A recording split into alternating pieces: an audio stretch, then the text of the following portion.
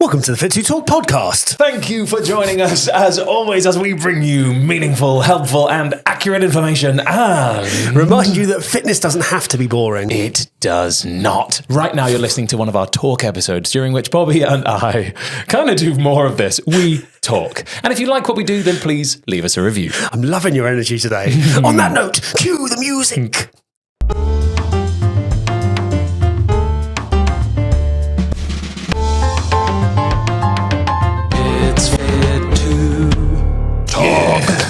Yes. The weather has turned. Oh, the weather It has turned. It has turned, and it's very cold. Yeah, our usually sweltering hot podcast studio is now ice cold. It's the Arctic. Which, in fairness, for me, is delightful. It's nice on the set. Oh, it's way better than being too hot. Oh, it's way better than when it was sweaty as hell in here. Every time I'd prefer this. Yeah. But it's really the moment that we realised that we need Fit2 hoodies. That's what I was thinking. We need more merch. We need hoodies and beanies. People keep asking me about merch, actually. So Don't we worry. need to get on it. Don't you worry, it's coming. Yes, less said from me, the better on that. But there's stuff on the way. If you're a fan of the pod, we currently have prototypes. There are prototypes. Prototypes exist. Yeah, we take it seriously. We've actually, prototypes, choosing ones that are we want it to be good. Not shit. Yeah, there is a banging t-shirt coming. Yes, there's a banging t-shirt coming. Joke to start off. Yeah, go. How do you cancel an appointment at a sperm? I can't speak. How do you cancel an appointment at a sperm bank? Oh. And that's for the end. Don't overthink it now. Yeah, don't overthink it. So if you've never listened to this podcast before and this is your opening salvo, then I'm sorry. And when you get to the end, you'll hear a little bit more. We've named this episode something along the lines of sick training. Yeah. Could have been changed by the time we post it. Sick training. But sick training. And mainly for that idea that it might be that. But it could be that. It's not that. We'll get to that in a second. It's nothing to do with sick training skills with the Z. Bruh. You're always about putting a Z on the end of things. Oh, it feels like, is this your new brand? It's my new thing. Yeah, it's got to be like Z, and it's got to be spray painted on the side of a building. Nice. Otherwise, is it really real? Is it really real? Yes. I had that discussion the other day. I think I told you about it, where a student was like, is that true, though, about something from a scientific study? And it was like, well, yes. And they're like, well, but what does true mean? Oh. And I was like, wow. Well, there is objective truth, and then there's everything that we take in through our own lens. So anything processed by a human isn't objective anymore, and all this stuff. But there is essentially an objective truth that exists alongside all of the versions of true that is true for all of us. But is this true? Yes. But why do we need to know it for an exam? Because all of this stuff might not be true. And you're like, that's true of everything. You stuck with this conversation for way longer than I would have. Well, if a student came up to me and said, "Is this true?" I'd be like, "Yeah."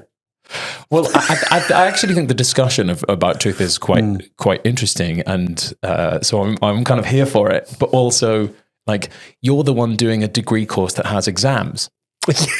Yeah. So what were you expecting? I'm all for the artistry of going, well, what is true and accurate? But in this version of the world, it is true that you have an exam, and this is the syllabus of the exam. Yeah.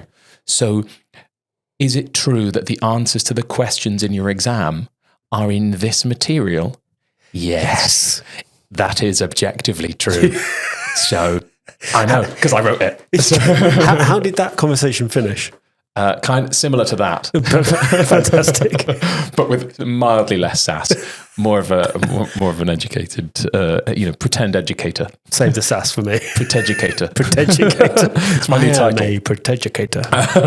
A well-known preteducator, known by no one. There's that. What's objectively true on that front? Oh, God. How are you, Robbie? Confused and tired. Yeah, you're same busy. as always. I am very busy at the moment, but I'm very glad to be back in the studio today. Yes, it's nice. I love the studio, so it's we've had a lovely day today. Had some exciting guests. Yeah, we've had some great guests in. People that we like. Yeah, people that we love. people that brought us gifts. Actually, that made it sound like we had one person that we liked and one person that we love, which is not true. We've had people that we both like and love. Yes, this is correct. That's correct. Yeah, fantastic guest today. And like I said, somebody brought us some gifts, and that future guests, please take note. We like gifts. Coffees and food are always welcome in the Fit2 Talk studio. And we got a delightful coffee. We did. We haven't cracked into the brownies yet, though. No, we haven't. They're coming. They're sat there just like taunting us. Your stomach was absolutely just hounding. Yes, we might have a third co-host of my stomach in this episode. It's strong. I feel like my stomach rumbles during podcasts a lot more than it should. It's weird. Have we spoken about this before on the podcast? Maybe. I feel like we have. Well, we've achieved it. We've covered everything. We've definitely spoken about being hungry on the podcast. Oh yeah, I'm just going to turn me down a little bit. You do that. In my own ears, I was like deafening. I like the deafening sound of someone else's voice. The sound of screaming. We've mentioned this sick training thing because one, it's come up from clients actually. I think I see this quite a lot on Instagram, and I wonder if you've had the same thing of people going, of basically feeling guilty when they don't train. Yeah. It doesn't matter what else is happening in their life, but the guilt comes over of going like, I'm not achieving the things I need to achieve because of illness. And in this week, I'm actually cold. It sounds like I'm emotional. I've just realized, but I'm not emotional. I'm actually just cold that I had COVID again for the third time. Legend. Well done, you. I think that's my full bingo card on COVID, right? Yeah. It's like tic-tac-toe. Do I get a prize? Yes, you get to be on the podcast. Yeah, well done, I will you. take it. Yeah. It's given us something to talk about. Yeah, it's given us the gift of a topic. So COVID this time, obviously the first time, hospital, bad times. Second time, kind of like flu. This time, it was pretty bad. Mm-hmm. But the main issue was I was sort of okay most of the time if I sat down and did nothing. And then if I'm, other than being asleep and having fever and stuff like that. But if I stood up, I couldn't breathe. If I, like that level of exertion for my body, like my lungs were like, nope. And that meant, I've been absolutely on it with my training now for like. Yeah, your consistency has been incredible. I haven't missed a workout including holiday in 7 months. Yeah. Like not one. Everything I've programmed, I've done, including accessory stuff alongside the main workouts in my things. Like, so there's been like this epic streak that I've kept going through some incredibly busy times for us too. Yeah. And then this illness hit me and I was like, fuck. There is no way I can go to the gym. No. And then in my head I was like, right, I can catch up. At the end of the week, I'll be able to do some of this work and it'll be fine. And obviously there's that bit in your head going, no, you won't. That's not going to happen. You think you will, but you won't. Yeah. And I actually said to Maddie on Tuesday, I was like, and that was real bad then. Yeah. I was like, on Sunday, I'm going to go and I'm going to run 5K. And what did Maddie say? She was like, she's very good at handling me when I get into these positions, because the obvious thing to say is like, you bloody won't. That's ridiculous. And she's like, okay, is that really the best thing to like decide now? Well played, Maddie. And you're like, fine. I'll decide on the Sunday. And lo and behold, it gets to Sunday and I'm like, I'm pretty good at listening to my body. I'm like, nope, that is not there. But that combined with something you and I share, which is the sort of stubbornness to continue through illness or injury, which a lot of performers have, alongside being able to listen to your body and know what's right. And those two things are slightly opposing sometimes. Quite often, yeah. Because you go, if you're used to dealing with pain specifically, then you go, well, I can plow through this pain too. And I can do this. And for me, it was like, in my head, I just managed to get rid of all the hang-ups from pulmonary embolisms and stuff from the last time of going, I can breathe and I'm getting some good, PBs again in runs and cardio output, etc. And then it's like COVID again. was like, I refuse to let that like completely trash all the work I've done. How do you manage that in general with like sickness and training? I think I'm relatively good at giving myself a break. Like I have learned over the years that just because you miss a workout, it doesn't mean that all the effort you've put in beforehand goes to waste. It's not like all of a sudden that drops off a cliff. And I think I'm quite good at going, hey, you know what? Today's just not a day to go to the gym. Like I had a session planned. I would love to have done it, but actually it's going to be more beneficial for me mentally, physically, and just in the long run to say, I'm not going to do that one. And that's fine. And I think that's difficult. I think that's really difficult, finding that balance of everybody feels guilty. I still feel guilty when I don't go to even if I go, even if I say, hey, I'm not going to do this workout, part of me will go, yeah, but I kind of wish I could have, I feel bad that I haven't done it. It's totally fine. Like it's totally fine. Like obviously we want to be consistent. We want to keep going. We want to stay kind of on our track, on our plan, but life gets in the way sometimes, and that's kind of okay. There's something that comes with this that, like you said, there's that slight bit of guilt going, I couldn't do it today. But there's also some pride in knowing that you've made the right call. Yeah. And I think that's the thing that comes with the experience that you mentioned. And also when you're looking at clients and they go, here's what's going on for me right now, et cetera, here's my life, or their life, et cetera. And they go, I feel terrible. I'm not going to get my 3 workouts in this week. Yeah. And you go, of course you're not.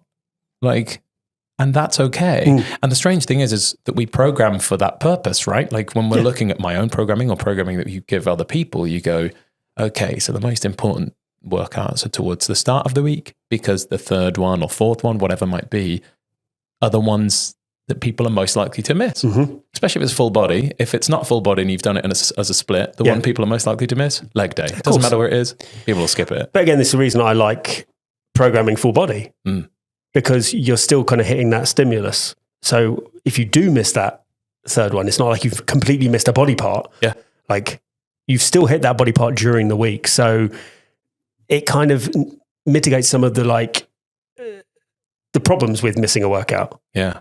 To jump back to people, this is the thing I use to reassure myself over and over again when this happens is you get the same muscle growth if you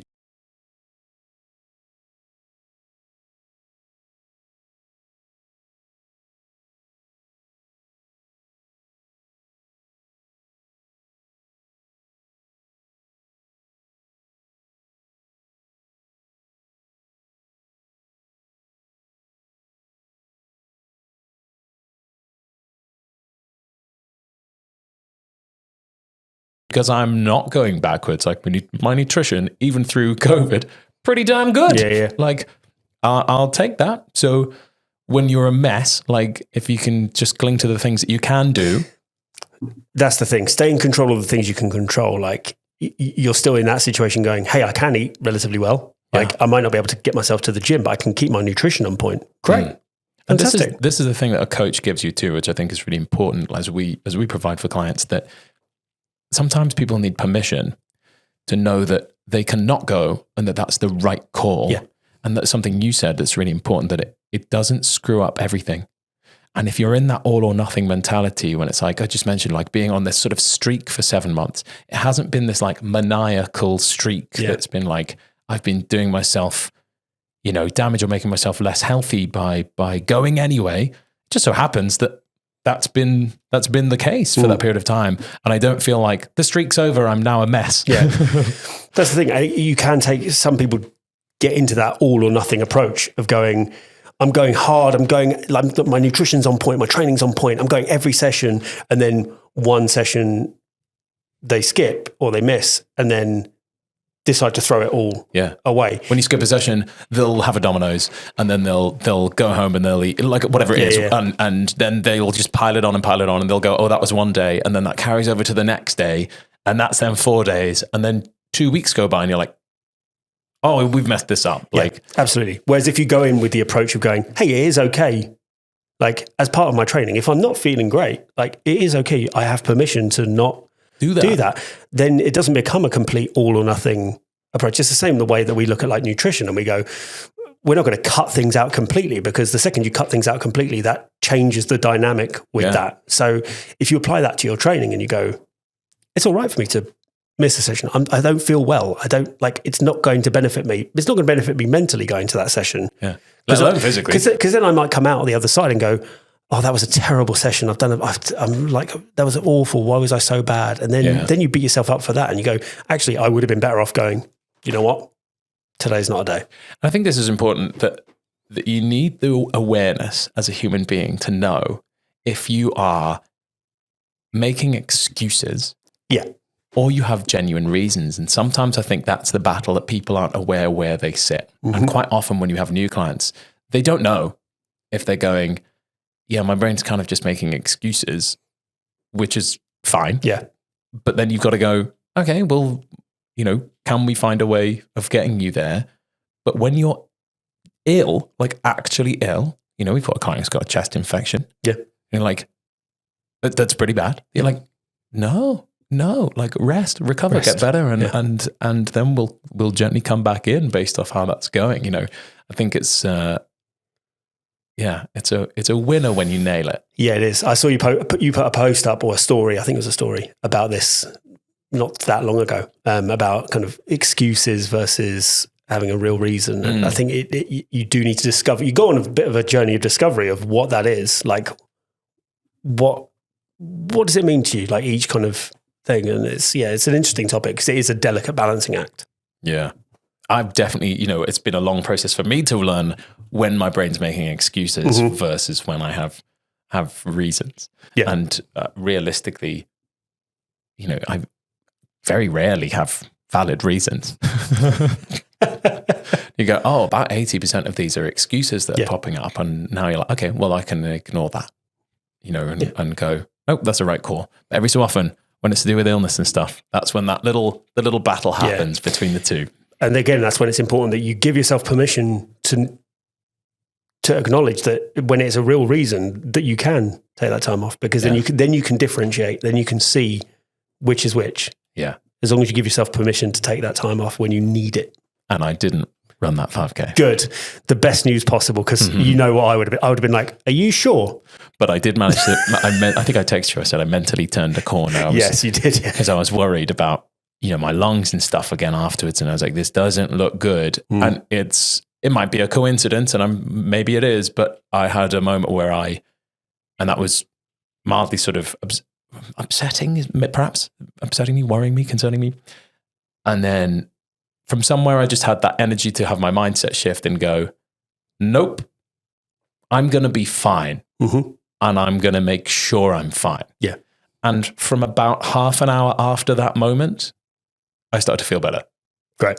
You're like, that could be complete coincidence, or that's part of it. You know, I was mentally sort of playing the victim in that bit for a moment, and that there was no, you know, I was like, oh God, this is going to get worse, and or flip the other side. Now I'm like, all right, end of this week, 5K.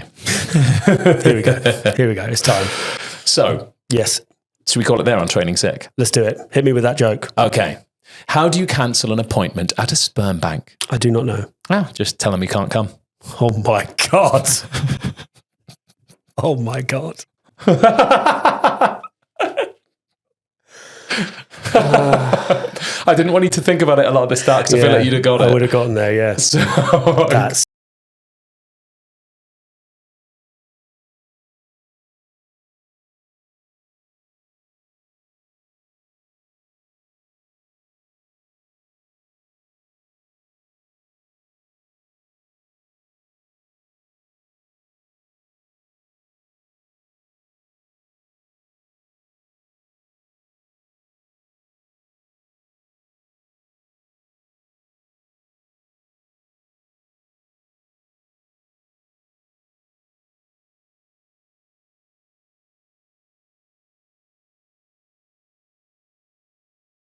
and if you like what you do, then please. No, I can't speak. Oh, you can't speak. I also can't read. This is the only bit of the podcast that we have actual lines to say. You would almost think that this was our job as well. It's almost as if they're written in front of us. I'll actually look at them. Don't forget to leave us that review. Thanks very much. And if you like what you've heard, we've been Fit2 Talk with me, Steffan. And me, Bobby. And if you didn't like it, we've been Joe Wicks. Peace out.